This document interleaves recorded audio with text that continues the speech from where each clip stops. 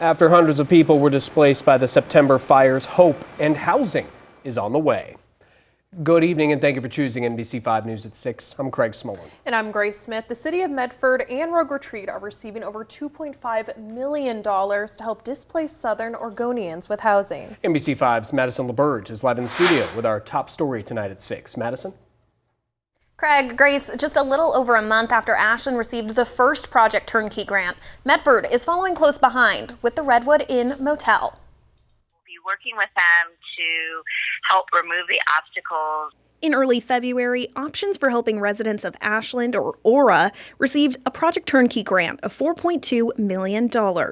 The long-term goal is to move into permanent housing. Now, the city of Medford, along with the nonprofit Rogue Retreat, are following in their footsteps. The entire West Coast is in a housing shortage, not just Medford, and having funds available from the E-Board for this has been great. The city says the over $2.5 million in funds will purchase and transform the Redwood Inn. It's a 47-room motel on Riverside Avenue in Medford. There's a lot of moving parts that have been in place really since November.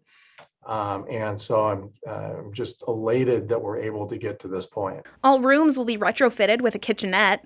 Priority will be given to people displaced by the Alameda fire, as well as those vulnerable to COVID-19 who need to isolate. The city manager says the Redwood Inn should be move-in ready by June. A lot of folks say, City of Medford, what are you doing to help address, the housing shortages? And we're really doing a lot. A lot of it is still behind the scenes and will be coming over the next, I would say, 6 to 9 months. Klamath County also receiving a turnkey grant. It will be using the almost $1.8 million to purchase a motel and RV park along Highway 97. Immediately, we have transitional housing for folks that we're trying to give that hand up and reintegrate into the communities. Both Klamath County and Medford say these shelters won't go away after the pandemic. There's a big need for transitional housing and giving those folks the opportunity to get themselves settled while we work on permanent housing for them. In the long term, these shelters can provide transitional housing to a variety of people in different situations.